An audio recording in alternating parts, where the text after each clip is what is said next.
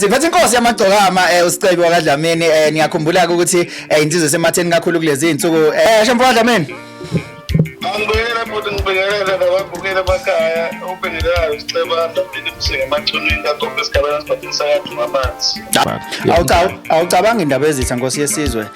ukuthi mhlambe sekuyisikhathi sokuthi mhlambe sidedela abafileyo baphumule ngokuthula singaloko siqhamuka njalo siqhamuka sikwatela ngabo noma sebengasekho ayikho into esibhora njengaleyo nto ezuma lento nje yamgqumeni nomthandeni I mean nomtshengiseni ayikho into esibhora njengaleyo nto ukuthi uzosabathe wena uyavela ku music usikhumbuza ibhova laba khona laba lodwa yes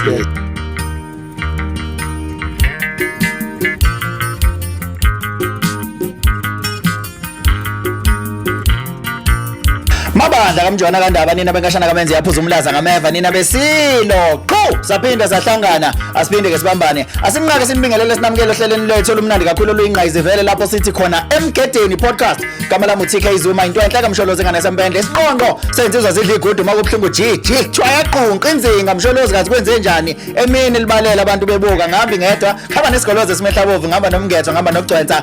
ngihamba noziphanga inkosi yesizwe sakamnikathi ndaba ezethu amalanga isigqoko namhlanje kwangishaya indaba ezisa nginengozi bengisemgangeleni ngizwele ukuthupa ke lomthakathi ukugqina ingozi bamgqomoza madoda akabagqomozi kulezi insuku kodwa kumthangalo uyaphila indaba ezethu ngabe usuzwile ngabe igcwele kuma podcast ngabe igcwele kwezokuxhumana ngabe igcwele emsakazweni ngabe igcwele yonke indawo akumnandi eSouth Africa kulezi insuku kuyasho ukuthi we are heading to a festive season. Are you ready? No mfethu sengivele ngikuyona ngisemzweni nje wokuthi vele umuntu ungenele ku festive season hayi ke ngotshwala nani kan groove ngicabanga indaba otshwala nje masikhuluma ngefestive Khosi FM Top 20 indaba ezitha liphumile uhlule ngoma eziyishumi ku Top 20 yo Khosi FM Top 20 yodumo ke enengoma yokuhlukanisa unyaka noma sezikhona ezinye iziteshi esezinaloko kodwa ke kuthiwa ukhozi lisaloku lihambe phambili njalo ke ngengoma ehlukanisa unyaka so iphumile ke kunento eziningi abantu bayakhuluma abanye bangenile abanye bangenanga but wena uyibona kanjani? No ngiyacabanga ukuthi bethu uhlale le top 10 lukahle kakhulu kulonyaka ngibona ngathi futhi kune piece nje alikhulumisi ngiyacabanga ukuthi ezinye ke zezinto ke ezenza ukuthi ke lungakhulumisi kakhulu ngoba ngenhlanhla uKhuzani wa decide ukuthi athathe isinqumo sokuthi akezo ingwenele iTop 10 yokhozi vele ngowe album vele ukhiphe sekulate kodwa ungangeni kwakhe noma ungakhiphi eli kuzangangeni ku Top 10 ngiyacabanga nje bekuyindlela nayo ukhuba benza ngayo ukuthi kube ne piece for this year kuKhosi ngiyacabanga futhi mengabe ngibuka uhla ngoba ngiye ngalibona nje lonke ukuthi abaculi abangenile ngiyakholwa ukuthi baya deserve to mention the few nje abakhona ungenile umthandeni Manqele ngeGucci akekho ngayazi iGucci ukuthi is doing very well kuma charts akekho ngazi ukuthi iGucci idlalwa all over akekho ngazi ukuthi iGucci it's a first song noma umthandeni istyle sakhe salomculo sibuka ukwisitala sokuqala esikwazi ukungena ngisho nasemaklubini understand so iya deserve masikhuluma ngomjolisi uMaidululo akekho ngazi ukuthi umjolisi ingoma yakhe ithandwa naye all over abantu bayayithanda bayayicula ngisho kuthiwa iperform abantu bavele basangane ngamakhaya ingoma enkulu kakhulu wesike waphinde wafeatureish legend and then legend uLokhuzana untombazana no uLokhuzana sorry yazi ngise kumthandeni noma ngithi uMahu unqobiyazi that's a legend yes so ngiyakholwa ukuthi uhla luhle kakhulu sibonile nengqwele inqalabutho uThokozani Langa naye ungenile yes ungenile bengindaba ezitha udaba lika lengoma kaSomnandi wesabeka njengekhekhe lenyosi umfoka number 4 ingenile naye ku Top 20 njengoba usubalulile and imnandi le ngoma ngifuna ukuqamba amanga unfortunately mina uMaskandi angwazi kahle hle wonke kodwa le ngoma ngizwe kahle ngayilalela kahle izolo ngiyiphinda phindile nje bengidlala nasemotweni imnandi kakhulu futhi I believe iya deserve ukungena kodwa ke kunenkulumo eziningi abantu bathi hayi bese substitutewa ingoma kaJumbo la feature khona uKhuzani lethi noma ungavala kwase kuthiwa akufake uSomnandi uyibona kanjani le no ukukhuluma kuyohlezi kukhona obafu iloko engakutshela kona Nxamalala kodwa ke ngiyakholwa ukuthi phela lento ibingekho ngokufaka nokukhipha ibingokuthi abantu bavotela ingoma efanele ingene okhuzini kodwa ngisho ngithiwa ke mina njengomphathi wokhozi uKhuzani benoJumbo kule ngoma ethi noma ungavala bebe ku draw noThokozani Langa bengizovota mina vele ngithi angene uThokozani Langa isizathu saloko ngoba sekube nekhoyo senkulu ethinta icompetition ekusuke kukhona uKhuzani noMthandeni kuyona mhlambe bekuunyaka okahle lo ukuthi uKhuzani athathe isinqumo sokuthi ay let me back off a little bit mengabe ethi back off usiza nabaphathi bokhozi vele ukuthi into enayo phakathi akuphoqelekile vele ukuthi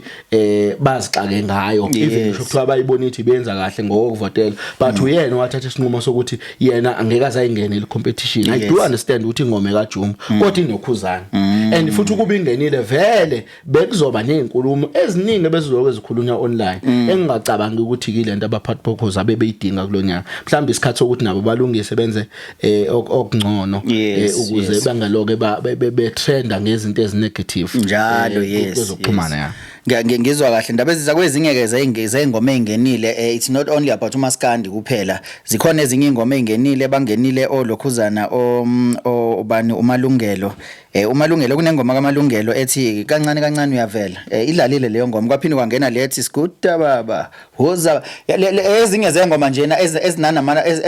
ezilokhu zibambe njalo itrend ngisho na ku TikTok izena maLokhuzana skuta nje kakhulu kuLokhuzana ku channel stare go Tracy stare you know mase kuba uBlack Major naye ethi sidakiwe sibali ngaye ngakuza uyidlala emotweni leyo ingoma enkulu kakhulu kodwa umfana waseThekwini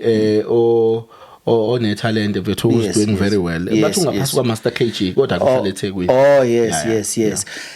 ndaba ezitha iLokhuzana ialbum launch kaKhuzani sekuKhuzani nje album launch kaKhuzani ebise workshop ngomgqibelo odlule hayi angaze ngibona iworkshop igcwele kanje ya hayi okwazi uyibona iworkshop igcwele kanje hayi ngeke angaze ngiyibona iworkshop igcwele kanje ibigcwele beyond its capacity lapha ya wakwayibona indaba ezigcwele kanjani iworkshop hayi ngangayibona hayi ngeke kwakwenzakalani mhlawumbe ngekhathi zo Durban Finest and stuff hayi kodwa ngangayibona ibigcwele indaba ezithe mhlawumbe awunaka ibigcwele isuka ngale iziyofika ngale ibigcwele kakhulu ngiyacabanga ukuthi inqopha umlando phela iyaqala ukwenzeka emlandweni le yanto endimeni amazwi akhe ke la ukhuba uma esuke ekhuluma ya noma ngangayibona igcwele kanje kodwa ke ngiyamglad ukuthi ukwazi ukuveza ukuthi uKhuzani ukwazile ukuyigcwalisa ngiyakholwa ukuthi lapha ubeveza amangwevu amandla womuntu awadliwa kaZulu Nkosi yami uKhuzani uvezile ukuthi usayinkunzi kuMaskandi le yanto ngeke izenziwe umculi ongena ukuzethe ngoba into engavele yenzeke ngavele kufika abantu abambalwa bese yahlambalazeka so into ezoKhuzani nje lento ukuthi avuse nanendidane nje ngesitayela lento yebhanoyi iqhamuka ngebhanoyi leyanto ibe highlight waphinde wenza ama dread ekhaya so wavele mvusa nje uMthandeni kanti uyena umuntu wayembusisile ukuthi is gonna do well wavusa indidane abanye kodwa futhi bathi beumqumeni vele you will never understand indaba kaKhuzani ngoba phela waqedelana nealbum yakhe so you will never know but mina ngokokwami le yanto bekade kuyi highlight beku umlando wavamisa uqoshwa kakhulu uMthandeni ukuthi umtshengiseni yes but ibigcwele kakhulu and siyambongela mfethu ilaunch yakhe ebese zingene phezulu yebo zikhona inkulumo zokuthi ubephazamisa itrend yealbum kaMthandeni bayizimbangi vele ngisho kuthiwa kuyiqiniso lokho angicabanga ukuthi kuyinkinga lokho because if bavele bayizimbangi ialbum yakhe yona ngibukeke ihamba kahle kakhulu futhi eLokhuzeni kuma charts ihamba kahle kakhulu into engayithandi ukuthi nje bambize ngokuthi ufana noMama Jack mengabe ngizibonile leso sithombe leso bemthathe bamfaka noMama Jack yaphinde wangagcina ke lapho ke uGawozo waphinde futhi wazombula inkuzimalanga yetrack lika Code 14 kade ngibuka uMax nje ecela umsebenzi lapha yana angazi noma uyamazini lo uMax lo ngembona Makhanye ecela umsebenzi ngiyacabanga ukuthi naye bekuyindlela yokuhalalisa iqhawe lakhe ayinkuzimalanga ye track code 14 hayi no uKhuzani uloke ekuvezile wezuma khumbula simhostile sine interview la yes uloke ekuvezile uKhuzani ukuthi uyasimama kwezama business yes ngiyakholwa ukuthi uyilabo abantu nje singababiza ngokuthi business minded cause leyanto phela ikhomba ukuthi usengenile kwezokuthutha ngiyakhumbula besifakile nathi emgedeni podcast ezomgede trending news ukuthi uKhuzani usengenile kwezokuthutha so leyanto it's a highlight empilweni yakhe ukuthi athi umusic wakhe uhamba kahle kanje aphinde futhi adlodlobale kwezama business siyambongela kakhulu yebo ke bakhona akasebekhona abakhuluma izinto futhi zokuthi hawo uthe sandu ukuposta emva kwama-hour ambalwa nje eposte ngaleli track nje waliphume nenqola nje kuyaba sekuyabonakala selidiliza amaphaleti samwe ngalo lelo langa diliza amaphaleti kwakuyilona kodwa vele ama track kuyenzeka afana hayi bathi lo mpele lo diliza kusho bese kuqaliwe sekusetshenzwa cha kodwa la lisuke egarage ngaphakathi lapho mala kanti lizophuma la mhlamba bakhohle babekhohle wehlisa egarage wehlisa amaphaleti mhlamba kwase mhlamba laselisebenza bezithi abantu abanako ukuthola abantu sithi congratulations kuGawozi siyabonga kakhulu ake singene kwi-album kaMthandeni idropile nayo ngolesihlanu mangingaphazami right yeah ibukeka yenza kahle kakhulu angifuni ukuqamba amanga uyibone kanjani no yenza kahle mfethu ngoba into engiyinotisayo kuyona ukuthi zikhula zonke ingoma zakhe ayisekho manje below 100k okay kakhulukazi masikhuluma ngo YouTube yenza kahle futhi na ku Spotify so ehamba phambili nje lethi sigada umzila ithenda kakhulu ke leyo ngoma wonke umuntu even notisha sesike sabona nje kukhona into eyibhalile ethi ngena kulayini sigada umzila that's what creative ngiyakuncoma kakhulu kuloko ngoba phela uya understand wena lento ukuthi awukwazi ukuthi mongabe uposte kakhulu ngoKhuzani kuphela noma ngomthandeni it's given into esingese sibaleke but we are creative enough ukuthi ngena kulayini sigada umzila that's creative so iyathenda kakhulu kwingoma yakhe ethi sigada umzila abantu bashaya i-challenge ngokugada umzila yabo ngoba nami ngugadile umzila wala kithi kamnikati ugada kanjani umzila ungamile kulayini nawe ugada ume kuona ulayini ngala kuona phela ulayini ume kulayini bese ugada umzila so yenza kahle kakhulu ngamalala zonke ezingaphezulu kwa100k leli dayo nesigada umzila elandelayo ku ilethi ngiyanquma mbhemu ngo 370 something k so ke mongabe uzihlanganisa sezushayile almost 2 million ngokama views ku YouTube yes bakhona abaworried ngokuthi fanele ngabe yodwa yabo yazo lezi ngoma isushayile 1 million bengisathi ngiyalapha impela uyalapha ungangena ngena no bengisalapha ndaba ngoba usuze wangena indaba ezithi ukuthi abantu abaningi banalento leyo ukuthi yindaba kwi-album yakhe ingabi khona esilishayile million I think for ngokabantu aba understand music bathi babona kuyiyona into engcono ukuthi ialbum ikhule kanye zikhule zonke ingoma kuze kube khona lezo oqala ke lishaya imillion ibilandela nyenye masinyane okhombisa ukuthi bezikhula kanye nanokuthi ke vele mongabe uzihlanganisa zonke ziyawushaya vele almost 2 million which is good you understand even mongabe ubuka kuma charts it's number 1 kodwa ayikho imillion esalihlanganisile but nangale waloko vele umthandeni iGucci ne Jay-Z ngokama million nje sebevele sebeuqophile akusekho ukuthi mhlambe usengajaha kakhulu ukufuna ukuprove ipoint ngani ngealbum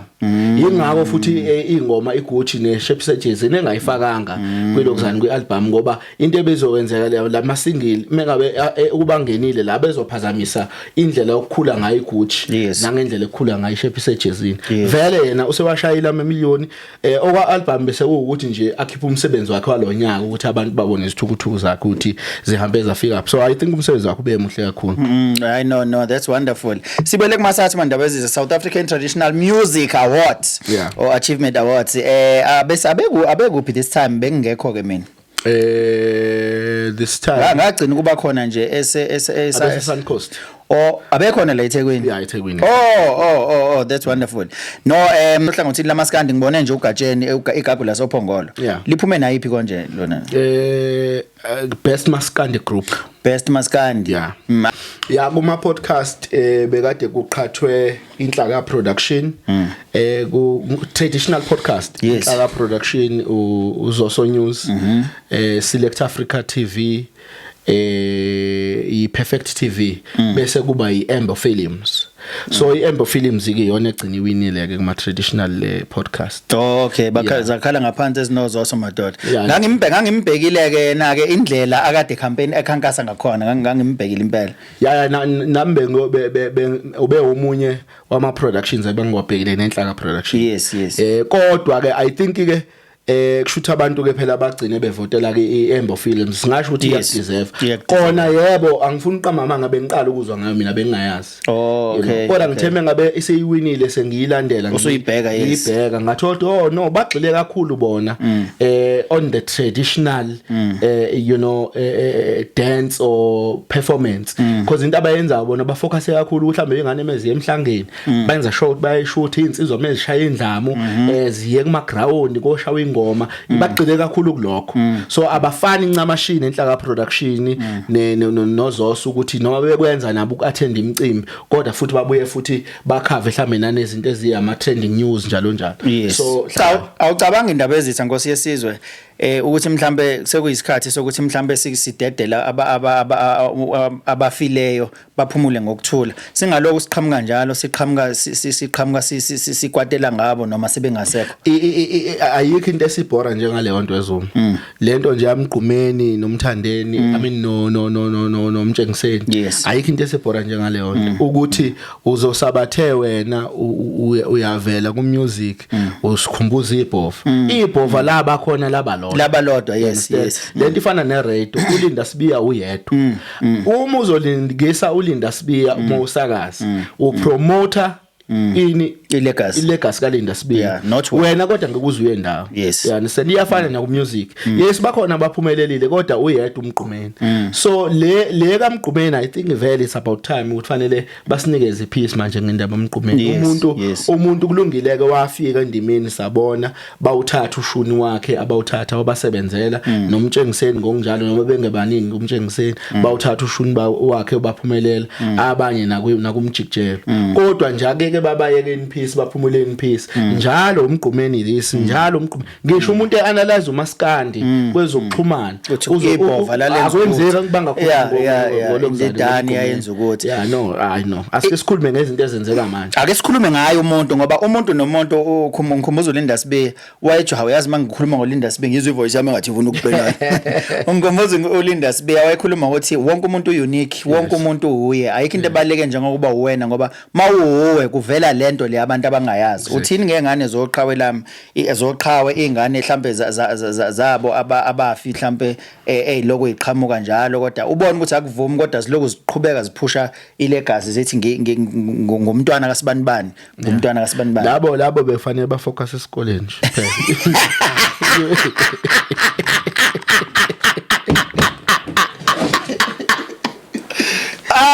Thank you. Cast, welcome back from the break. Njengoba sikuthembisileke ukuthi namhlanje siphethe ingqalabutho njengokujwayelekile ke indaba ezitha siyaziwa ke thina ukuthi siphathe ingqalabutho isikhathi esiningi la emgedeni. Siphathe ama legends uqobo namhlanje siphethe insizwe esematheni kakhulu kulezi insuku insizwe yakadlamini madoda suka madoda yasemsinga konje lensizwe.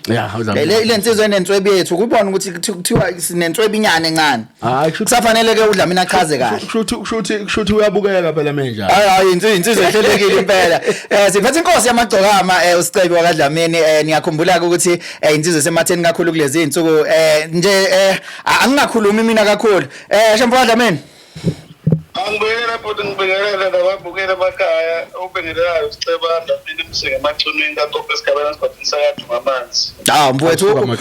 mfowethu ngaphandle nje kokupholisa amaseko ake siqale nje sivule ngomcimbi owenzile laphana ke eLokhuzeni ePlayhouse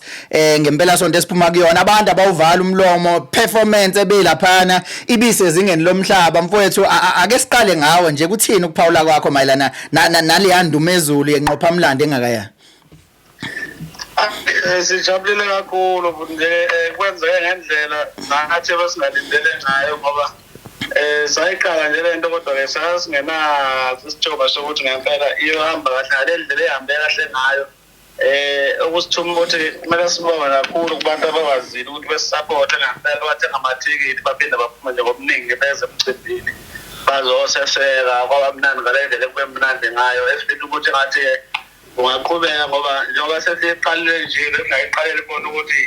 siyayigcina kodwa siqala ukuthi iphinde ikhule iqhubeke siphinde sibuye nangonyaka ozayo manje singaphinde sithole support efanayo nesiyithola noma engaphezulu. Isipiliyoni esingaka Mfowakazi Dlamini uyazi mina uyangithusa mawuthi ubuyiqala lento lena akubukeki ngazuthi ibiqala indlela ebisezingeni eliphezulu ngakhona nje nanokuthi nje ithi ibe sold out into iqala hayi ngeke ithini imfihlo mfowethu ithini lenyanga ubale lenyanga oyihambayo. Hayi lutho akunamfihlo nje kuba ukuthi ke siyakiyo nje bese ngeke ngabonakalisa lapha na ngethu bangakutholela lapha kwempucuzeko ukuthi ngiqashe ukuthi ngiyodlala live engathi ke necelo nizaphuma kubantu sisukele lapha ukuthi beqale becela ukuthi ake ngenze nje ke i-one man show ngoba lapha sinikezwe ngesikhathi esincane kakhulu ngendlela ukuthi sishiya abantu nje ke besafuna nje more owagcina kuyikhona owazala ukuthi uphumele show. Dlamini no sibonge mfowethu ukuthi usihloniphe nje mfowethu ukuthi sibe nawe namhlanje kulolu hlelo lasemgedeni. Uyazi ukuthi mfowethu ngiyakholwa ukuthi kwawena awukholwa ukuthi usuqala ukungena kwi-league yombuzeni le league le yabantu abashayela iziginci baqede futhi bashaya live onenkosi phakathi njengoba esho ukuthi wazibonakalisa lapha kwempucuzeko. Singakulindelani sikubona usuhamba nasemazweni aphesheya ngoba labantu abanjengomaqhinga abantu abazenzela yonke into babonakala kakhulu bethakaselwa emazweni aphesheya ngoba umuntu usuke ephethe the actual maskandi. Isifiso impela esilapha ukuthi engazothi nje ngalento esiqalayo kube into eyosabalala ezifike ekutheni isiwelisi impela sisenakwamanye amazwe ngoba into lena ngempela engathi bisishoda kulokho njani kwegenera yethu ngokwanda kwemicimbi esuke isiqashela ukuthi siyodansela iCD so nje le yenzela ukuthi ke sikhombise nabantu ababekholela ukuthena mhlambe umaskandi asikwazi ukuthi senze into yama live performance ukuthi sibabonise ukuthi hayi ngakho ngokuthi asiwazi ukuthi nje amathuba besingaze siwanikwe ukugcina sekuphola ukuthi siphinde siyikhanzele thina phela ngoba angeke sina simoshaka amagama ngenxa ukuthi asithola amathuba ngoba phela kumoshakala kwegama lethu ukuthi kuthiwe abaculi bamaskandi abakwazi ukudlala live. So nje kuyisifiso kakhulu ukuthi ngagcina phansi wela siyenga kwamanye amazwe siyoyenza lento lena. Yes. Ubonakala futhi Mfowakazi Dlamini ungayena umuntu otholakala esezixakaxakeni ezithinta umaskandi nasempini nje eningi esizibona ziba khona kumaskandi. Isiphi isizathu esenza ukuthi ungabe umuntu ozithola kakhulu esempini nokukhuluma okuningi umuntu nje owaziwa ngengezwe nangengoma? Yathi nje ukukhandela kwebrand yami kusukela eqaleni ngazibona njengomuntu othobekile nomuntu nje opolite ingakho ukhona abangibiza ukuthi ngu-King Polite that's because ke ngumuntu nje owaziwa ngenhlonipho kanjalo nokwazisa nje abantu kakhulu okuyinto engapambana ke nebrand yami ukuthi ngitholakale sengiyimsindweni ekhona mhlambe ke isona sizathu esenza ukuthi awungitholi kulezo zinto isikhathi esiningi. Manje nake King Polite Mfowakazi Dlamini umculo wakho ubuke kugcile kakhulu kwezothando kamnandi ngendlela eyisimanga kodwa kunabanye abantu mhlaba abanjengaNosigwebo abakhombisa ukungayizwisisi kahle leyo nto ukuthini ukuphawula kwakho lapho? Hayi ngathi nje mina umculo egcineni oyinto ekufanele ifakele imali eyibhizinisi so mina nje ngigqugquzela ukuthi umuntu akenze ukusebenzela yena uma ukuthi umuntu usebenzelwa yinawo agxilekile nathi sogxila kulokho okusebenzelayo sibuye sihlala ngoba phela nale wayekusha kuyimanje nje nginengoma esilalbhame yamanje kwakhulu lapha nesikoshiyana kwenza yawe imani kakhulu abancomile kakhulu be-album so ngiyalenza nalo ukuthi ngoba ke akuzona into engigxile kizo Yes. Phela ukuthi asilenzi siyaveza ukuthi hayi ukuthi mhlawumbe masenza ngale ndlela esenza ngayo kuba ukuthi mhlawumbe kugcina sekukhohlakala ukuthi sizenze ngoba emakhaya impela futhi ke sikhulisa ngendlela efana nabo bonke laba abaziwa ukuthi baphula ihouse masikhathi. Dlamini ngifisa ukuthi singene sesiphetha nje singene kwi-album yakho entsha oye wayicula for the first time umhla ka-30 November siyibona yenza kahle kakhulu kuma chat kuma digital platforms. Ngithe mengabe nje sibuka nonxamalala sathola eziningi zengoma lapha ku YouTube sezingaphezulu ku 100k. You know, that shows ukuthi i-album yakho yenza kahle kakhulu. So ungathini ngayo le album mangabe uzosichazela kabanzi ngayo nakuthi usitshele ukuthi isiphi isizathu sokuthi ukhiphe isihloko sokuthi i-silent treatment. Hayi kunjalo futhi iphusha kahle kakhulu okuyinto ke esikhophe umlando kakhulu ngoba ngicathi kulonyaka bekoqala ukuthi mangikhiphe i-album kusho ukuthi kuma charts ihambe iziyofika ku number 1 ngoba ngathi ngipostile ku Facebook izolo lapha kade ihleli khona ku number 1 lapha kuma iTunes kanti ku YouTube khona ingene ku trending ngengoma ezu3 zonke okuyinto ke enhle kakhulu nekho ukuthi abantu bayithakasele album nokuthi nje ihlanganise over 100k nje ngenziwe entathu iphumile nalokho kukhomba ukuthi isazokhuphula inamba isayazi ngoba zikhona esezingapheka 200 kuyimanje bas 35 days manje so ikuhle kakhulu phela ngijabulile ngiyaxoxa nabangayiboni ukuthi bephotha umuntu oyicheka lapha bewazi ukuthi bethole lolu zolengoma eselikhiphe lo December ngicabanga ukuthi ke sovale unyaka manje. Hayi yazi ungikhumbuza umama wakwami kukhona nje azidlala kusukela ekseni kuze kushona ilanga ngisho emotweni ethi bengidakiwe nethi iphinifa neduka hayi ngiyakutshela kudilika umthangala. Hayi kunjalo nje kunjalo hayi iphosha kahle kakhulu. Mfowethu mhlambe nje ngaphandle kokupholisa amaseka ake sikukhulule ungathini nje nesizweni sikaPhunga noMageba sesiphetha indlela nje abakwamukela nangendlela abakuthanda ngakhona ngiyacabanga futhi ukuthi njenganalento ebisho indaba ezitha ekuqaleni ukuthi ubuke kungayena umuntu ongena enxushunxushini zamaskandi siyakubona kuyakusebenzela kakhulu lokho angifuni ukuqamba amanga ngoba uthandwa yiwo wonke umuntu mina nje la ekhaya kwami kudlalwa kudansa ingane encane kuze kodansa isalukwazi. So ungathini nje sizweni mfowethu? Hayi ngathi nje kuyasithuma kakhulu ukuthi sibonge ngalo lonke lolo thando abasikhombisa lona bese uzela ukuthi behambela amandla beqhubeka nje lokho konke sikwenza besisupport ngoba inhlanhla enkulu sifuna ukubona umaskandi uya kwelinye izinga ngaphezulu mayusuku lo njengamanje impesi kiyo leyo esiyoyinqoba ngokubambisana nokuthi nokwesekwa ngiba abantu abathanda umculo wethu kuyimanje nje siyalungiselela manje ukuthi sibambe idate ye live concert ezoba unyaka ozayo nesifisa ukuthi sikwazi ukuthi sithole iveni ethe xa una lebe sikiyo ngoba sizwile isikhalo sabantu besho ukuthi amatikiti ashesha aphela kanti baningi abantu ababe kade benesifiso sokuza kodwa bagcina bengaphumelanga ngenxa yokuphela kwamatikiti kodwa ke sithembisa ukuthi ngokuzayo sizoya endaweni ethe ubankulu namatikiti ethu kuba maningi ukuze sikwazi ukuthi accommodate bonke abantu abafisa ukuba ingxenye yezinto esizenzayo. Nomfowethu mina sibonga kakhulu mfowethu sivale ngako ukuthi kuyakusebenzela kakhulu mfowethu ukuhamba umzimba ukhala imali ngoba siyasibonda hayi vele ngikanje Yumbe ekhaya ebaleni umbe egqokeni siyabonga mfowethu siyabonga hayi siyabonga Danke